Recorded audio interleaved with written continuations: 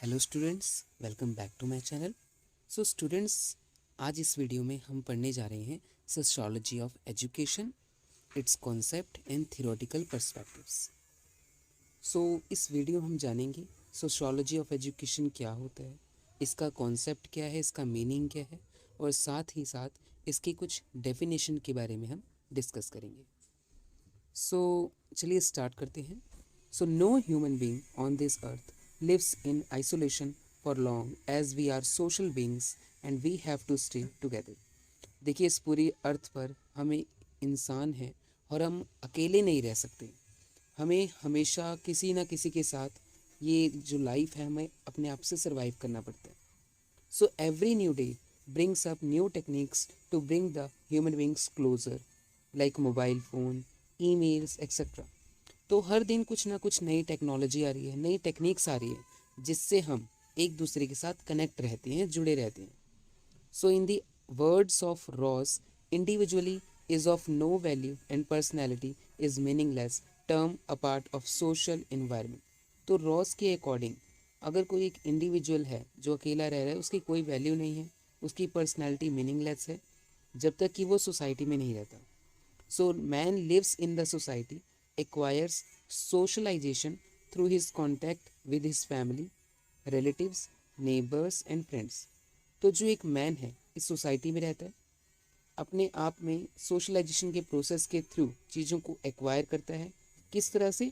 दूसरों के साथ कांटेक्ट में रहने से, जैसे उसकी फैमिली हो गई, रिलेटिव्स हो गए, नेबर्स हो गए और फ्रेंड्स हो गए। So through these contacts with others, he satisfies his own physical and psychological needs। तो अब इन रिलेशन के ज़रिए, इन कॉन्टैक्ट्स के ज़रिए वो अपनी फिजिकल और साइकोलॉजिकल नीड्स को पूरा करता है। So education enables the people to be a useful member of the society. और एजुकेशन की वजह से कोई भी एक इंडिविजुअल है वो अपने आप को इस सोसाइटी में रहने लायक एक यूज़फुल मेंबर बनाता है अपने आप को, मतलब कि वो उस सोसाइटी के काम आ सके। और ये हेल्प कौन करता है? Education. So thus education is a social necessity. तो जो एजुकेशन है वो हमारी सोसाइटी के लिए काफ़ी ज़्यादा ज़रूरी है। हर एक इंडिविजुअल को कोई स्किल एक्वायर करने के लिए, कोई नॉलेज देने के लिए एजुकेशन बहुत ही इम्पॉर्टेंट रोल प्ले करती है। So it is the study of social interactions, social processes and social phenomena, social norms and behavior। तो सोशोलॉजी ऑफ एजुकेशन क्या है? ये स्टडी है सोशल इंटरेक्शन की, कि किस तरह से जो एक इंडिविजुअल है अपने दूसरे इंडिविजुअल के साथ किस तरह से इंटरेक्ट करता है, किस तरह का प्रोसेस करता है, कौन सा अपना सोशल रोल प्ले करता है, उसका बिहेवियर्स क्या है, उनके नॉर्म्स क्या हैं। तो ये सारी स्टडी हम सोशियोलॉजी ऑफ एजुकेशन में पढ़ते हैं। So our education system is a social sub system. अब देखिए, जो एजुकेशन क्या है, एजुकेशन सिस्टम क्या है, वो हमारी सोसाइटी का ही एक सब सिस्टम है, उसी का एक पार्ट है। Change is the basic ingredient of social setup. Therefore in order to keep the education update, there is need to study the ever evolving and dynamic relation between the society and education. तो देखिए, change तो society में होता ही होता है, तो इस चीज़ को ध्यान में रखते हुए हमें एजुकेशन को भी अपडेट करते रहना पड़ेगा। इसके लिए हमें सोसाइटी की स्टडी ज़रूरत है, कि हमें सोसाइटी की स्टडी करनी पड़ेगी कि उसकी नीड्स क्या हैं। चेंज मतलब कि चेंज आने के साथ साथ उस सोसाइटी में क्या चेंज आया है, और इस चीज़ को पूरा करने के लिए एजुकेशन का क्या रोल हो सकता है। So also sociology is the study of social behaviour in general. वैसे तो सोशोलॉजी क्या है? स्टडी ऑफ सोशल बिहेवियर, कि हमारी सोसाइटी का कैसा बिहेवियर है। And individual before in a behaviour in a particular, therefore the study of sociology can help the teacher in understanding his or her student in a better way and also. So sociology क्या है? Study of social behaviour, किसी एक particular individual का behaviour को उसको maintain रखने के लिए। अब इसको अगर हम स्कूल की लाइफ से जोड़ें, तो एक टीचर अपने स्टूडेंट को कैसे समझ सकता है, तो ये इसमें स्टडी ऑफ सोशोलॉजी काम आती है। वो अच्छी तरह से बच्चे की नीड्स को अंडरस्टैंड कर सकता है। It may also help the teacher to understand his or her own role as a per norms and requirements of the society. इससे टीचर को भी ये चीज़ समझ आएगी कि उसका रोल क्या है और सोसाइटी में सोसाइटी के लिए उसका कौन सा रोल होगा और कौन कौन सी रिक्वायरमेंट्स को वो पूरा कर सकते हैं। सो चलिए बात करते हैं concept and meaning of education. So education and society are intimately related. देखिए जो एजुकेशन है और सोसाइटी है दोनों ही आपस में कनेक्टेड हैं, दोनों का आपस में रिलेशन है, दोनों ही एक दूसरे के ऊपर डिपेंड होते हैं। It is the society which determines and formulates the pattern of its education according to its need, ideal and ambition. तो ये सोसाइटी ही है जो एजुकेशन को डेवलप करती है, डिटरमाइन करती है कि उसका करिकुलम क्या होगा, उसका सिलेबस क्या होगा, according to society's needs, ideals and ambition. कि वो सोसाइटी क्या चाहती है, उसकी क्या रिक्वायरमेंट्स हैं, क्या उसकी आइडियल्स हैं, उसका एम्बिशन क्या है, गोल क्या है main. So in other words, as is the education so is the society. तो अगर हम दूसरी भाषा में कहें, अगर एजुकेशन है तो सोसाइटी है तो एजुकेशन है। So thus education follows and tries to realise the ideals of the society which it serve. तो एजुकेशन का मेन काम क्या है, सोसाइटी के आइडियल्स को पूरा करना, कि जो सोसाइटी है उसकी रिक्वायरमेंट्स को पूरा करना, उसकी नीड को समझना और उसे सॉल्व करना। सो अब इसके लिए कुछ डेफिनेशंस हैं। PC Banerjee, education is the development of the power of adaptation to an ever changing social environment. तो अब एजुकेशन क्या है, किस तरह से हम इस सोशल इन्वायरमेंट में चेंज होता रहता है डे टू डे, तो इस चीज़ में हम कैसे अपने आप को अडेप्ट करते हैं, वो है एजुकेशन। एजुकेशन हमें यही सिखाती है। Next, according to Plato, education develops in the body and soul all the beauty and all the perfection of which he is capable of. तो एजुकेशन क्या है, किसी भी एक बॉडी के अंदर, सोल के अंदर उस चीज़ को डेवलप करना जिसकी चीज़ के लिए वो कैपेबल है, ताकि वो सोसाइटी के किसी काम आ सके, इस सोसाइटी के लिए यूज़फुल बन सके। तो ये आप एजुकेशन के डेफिनेशन को देख सकते हैं। नेक्स्ट हम बात करते हैं concept and meaning of sociology.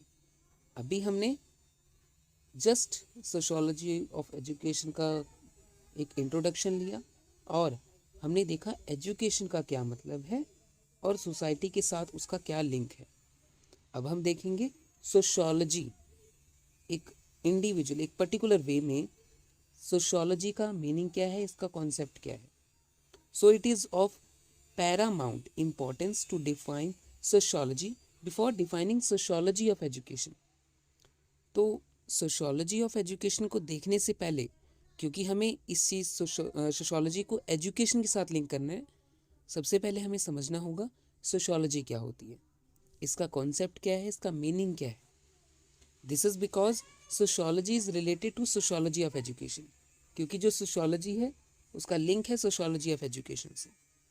सो इसके लिए कुछ एजुकेशनिस्ट जैसे कि August Comte was the first man to come up with the term sociology. तो ऑगस्ट कॉम्टे एक पहले एजुकेशनिस्ट थे जिन्होंने ये टर्म दी sociology, which means the study of society. Means society की स्टडी करना, उसके बिहेवियर को समझना, उसकी नीड्स, उसके एम्बिशंस, उसके आइडियल्स को समझना। So society is where a group of people live as a community. तो सोसाइटी क्या है, जहाँ पर कुछ लोगों का एक ग्रुप एक कम्युनिटी की तरह रहता है। A society could be a village, a school, a rest house, a college और a university.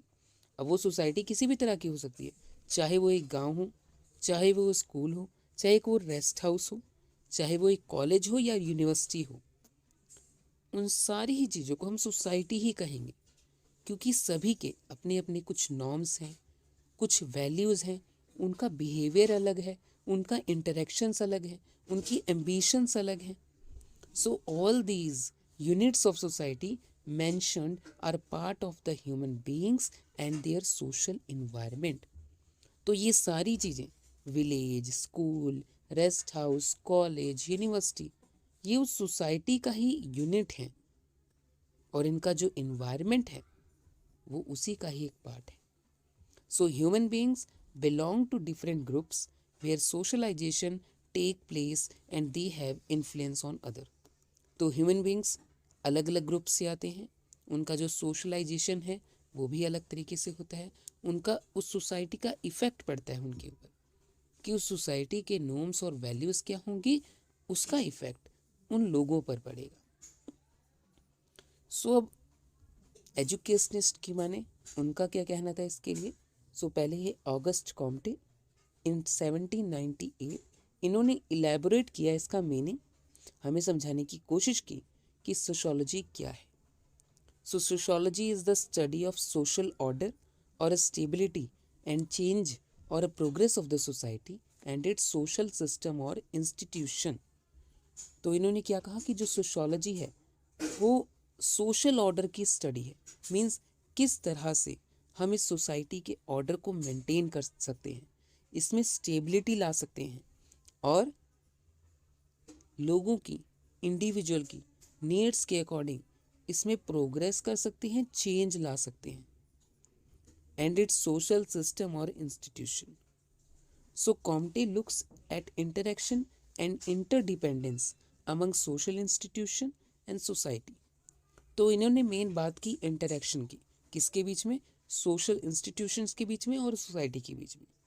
He referred to institution which exist as a education, economic, political, cultural and legal. तो उन्होंने अलग अलग इंस्टीट्यूशन को रेफ़र किया जिनकी अलग अलग फील्ड थी, इनका इन्वायरमेंट अलग था, इनके आइडियल्स अलग थे. He said that there is a constantness between them and the society as well. इन्होंने कहा इनके बीच में एक कॉन्स्टेंटनेस है और इस सोसाइटी के बीच में भी. He further elaborates that there must be values why people live together and that stability is important in education because it holds people together. तो इन्होंने आगे इसको elaborate करते हुए ये बोला कि कुछ तो ऐसी बात है जो लोगों को एक साथ में रखती है, इसमें इनकी जो स्टेबिलिटी है वो ज़्यादा इम्पॉर्टेंट है और इस स्टेबिलिटी को बनाने के लिए एजुकेशन का बहुत बड़ा रोल है क्योंकि ये लोगों को एक साथ होल्ड करके रखता है, उनको बाइंड करके रखता है. So values are evaluative aspects of our belief and they involve judgement such as appreciation of beauty. So words in a society, people follow what is expected of them in order to be accepted. तो अगर हम society की बात करें, लोग उस चीज़ को follow करते हैं जिस चीज़ को सोसाइटी एक्सेप्ट करेगी. तो लोग हैं उसी चीज़ को फॉलो करेंगे, उस चीज़ को भी अपने अंदर एक्वायर करने की कोशिश करेंगे, उस स्किल को जो सोसाइटी की नीड है. So in society there are social changes which may be planned or not planned to follow. अब सोसाइटी में ऐसे भी सोशल चेंज होते हैं जिसके लिए मतलब कि वो प्लान होते भी हैं, कुछ ऐसी घटनाएं भी होती हैं जो प्लान नहीं होती हैं. तो ये इन्होंने बात की ऑगस्ट कॉम्टे ने, इस चीज़ को समझाया कि सोशोलॉजी का मतलब क्या है. मेन बात इनकी क्या थी, इंटरेक्शन एंड इंटरडिपेंडेंस. नेक्स्ट दूसरे सोशोलॉजिस्ट थे जिनका नाम था Emile Durkheim. Looked at this sociology as the study of social facts which must be regarded as things and that these social facts have influence on individual. तो इन्होंने क्या कहा कि जो सोशोलॉजी है वो स्टडी है किसकी, सोशल फैक्ट्स की, जो यूनिवर्सल फैक्ट्स हैं उन्हीं की स्टडी है. इन्होंने इसको एज अ ऑब्जेक्ट माना और इन्होंने कहा कि इन सोशल फैक्ट्स का हर एक की इंडिविजुअल की लाइफ पे बहुत ही ज़्यादा इन्फ्लुएंस होता है. So to Durkheim these facts are external to any particular biological individual. तो इनके अकॉर्डिंग ये जो फैक्ट्स हैं ये सभी के लिए एक एक्सटर्नल की तरह काम करते हैं, चाहे वो कोई भी इंडिविजुअल हो. ये एक्सटर्नल फैक्टर्स हैं. सोशल फैक्ट्स कुछ भी thing a human being encounters through out his life and could also be external forces. तो सोशल फैक्ट्स क्या हैं, ये एक ह्यूमन बीइंग के लिए एक कुछ ऑब्जेक्ट की तरह काम करेंगे और उनको उनकी लाइफ में इनकाउंटर करेंगे, उनके लिए एक एक्सटर्नल फोर्स की तरह काम करेंगे. एक्सटर्नल फैक्टर की तरह जो उनको बाहर से चीज़ों को करने में मोटिवेट करेंगे। So external forces are things which influence an individual such as school, the church, peers and many others. तो हर एक ही इंडिविजुअल लाइफ में सभी का इन सारी चीज़ों से, जैसे स्कूल हो गए, चर्च हो गए, पीयर्स हो गए और दूसरी चीज़ें हैं, इनका इफेक्ट हर एक ही इंडिविजुअल की लाइफ में पड़ता है। Okay, so in other words, things around which a person comes in contact with can change, develop or progress him in terms of behavior. तो अगर दूसरी भाषा में कहें, ऐसी चीज़ें जो एक पर्सन के आसपास हैं जिसकी वजह से उस पर्सन में चेंज आ रहा है, डेवलपमेंट हो रही है, प्रोग्रेस हो रहा है, उसके बिहेवियर में चेंज आ रहा है। This means that the kind of personality one becomes depends very much on the social environment. तो इसका मतलब ये एक तरह की पर्सनैलिटी है जिसकी वजह से उस इंडिविजुअल के ऊपर कुछ ना कुछ इफेक्ट पड़ रहा है और वो किसी ना किसी तरह से उस चीज़ के ऊपर डिपेंडेंट है। अब हम नेक्स्ट बात करेंगे sociology of education and educational sociology के बारे में। अभी तक हमने देखा एजुकेशन का कॉन्सेप्ट एंड मीनिंग और सोशियोलॉजी का कॉन्सेप्ट एंड मीनिंग। अब हम इन दोनों की कॉम्बिनेशन को यानी कि sociology of education and educational sociology के बारे में पढ़ेंगे। So the literal meaning of educational sociology and sociology of education almost mean the same but conceptually they differ a lot. अब देखिए, अगर हम दोनों को कंपेयर करें, कहीं ना कहीं मतलब सेम निकल के आता है, लेकिन इनका जो कॉन्सेप्ट है वो काफ़ी अलग है। दो Emile Durkheim was the first thinker to see the need of applying sociological approach to the study of education. It was Lester F. Ward who was first to visualize the role of education as an agency of improving society, whereas Jorbaugh and Kull viewed educational sociology as the application of sociology to educational problems. एक एक करके इसका मतलब समझते हैं। Amyl डर्किम के according ये ऐसे एक फर्स्ट थिंकर थे जिन्होंने ज़रूरत समझी कि हम सोशोलॉजिकल अप्रोच को हम अपनी एजुकेशन की स्टडी में अप्लाई कर सकें। दूसरा, लेस्टर एफ वॉर्ड ने ये ऐसे पहले एजुकेशनिस्ट थे, सोशोलॉजिस्ट थे जिन्होंने ये विजुलाइज किया रोल ऑफ एजुकेशन, कि एजुकेशन का क्या रोल है टू इम्प्रूविंग द सोसाइटी, कि जिससे सोसाइटी इम्प्रूव हो सके। थर्ड, जॉर्बॉग एंड कल्प, इन्होंने एजुकेशन सोशोलॉजी को as a application of sociology माना, कि हमारी सोशोलॉजी का ही एक एप्लीकेशन है कि उन एजुकेशनल प्रॉब्लम्स को दूर कर सके। As per this view, educational sociology is that discipline which applies the general principles and research based finding of sociology to the process and problems of education. तो एजुकेशनल सोशोलॉजी क्या है? ये एक ऐसा डिसिप्लिन है जो कुछ जनरल प्रिंसिपल और रिसर्च बेस्ड होती है, फाइंडिंग्स कुछ, जिनकी वजह से हम एजुकेशन की प्रॉब्लम को और उसके प्रोसेस को समझते हैं और उस प्रॉब्लम को दूर करते हैं। So the confusion and differences in opinion regarding the exact meaning and area of education sociology lead to the emergence of separate branch called sociology of education. तो इसी confusion और इसी difference को समझने के लिए इसका एग्जैक्ट मीनिंग क्या है, इस एजुकेशन सोशोलॉजी का एरिया क्या है, हमें इस ब्रांच को अलग करना पड़ा और एक नई ब्रांच बनानी पड़ी जिसका नाम हमने रखा sociology of education. So the new branch of a knowledge clearly demarcates the meaning and area of research of educational sociology as well as sociology of education. तो ये जो नई ब्रांच है ना नॉलेज की, ये क्लियरली इस चीज़ का मीनिंग निकालती है और उसका एरिया डिसाइड करती है कि उस एजुकेशन सोशोलॉजी और सोशोलॉजी ऑफ एजुकेशन का दोनों का एरिया क्या है, इसकी क्या लिमिटेशंस हैं। So now sociology of education deals with the scientific analysis of the social process and social patterns involved in the educational system. तो सोशोलॉजी ऑफ एजुकेशन क्या है?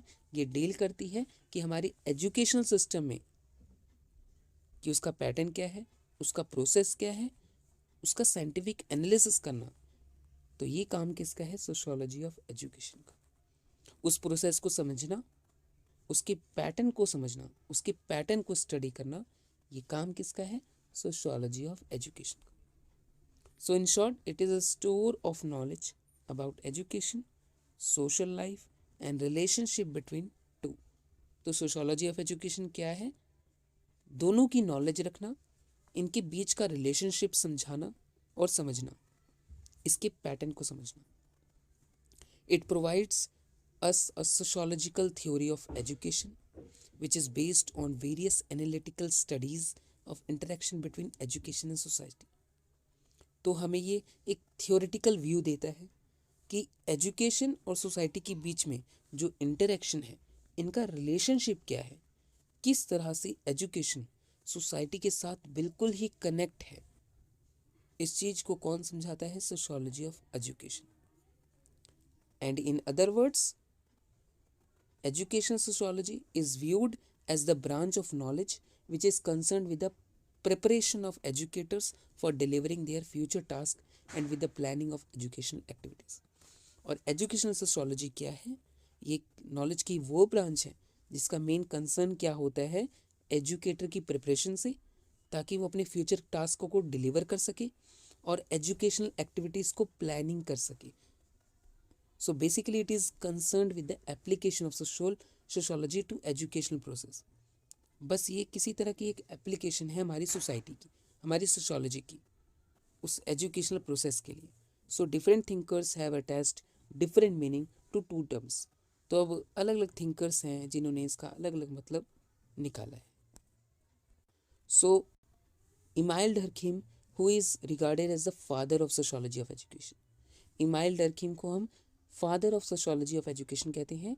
उन्होंने क्लियरली डिफाइंड किया कि a systematic study sociological perspective. क्या है ये एक सिस्टमेटिक स्टडी? क्या है किसकी? सोशियोलॉजिकल पर्सपेक्टिव की, कि इस सोसाइटी का प्रोसेस क्या है, इसके नॉर्म्स और बिहेवियर को स्टडी करना। ये टर्म दिया इमाइल डर्खिम ने, और इसलिए हम इन्हें father of sociology of education कहते हैं।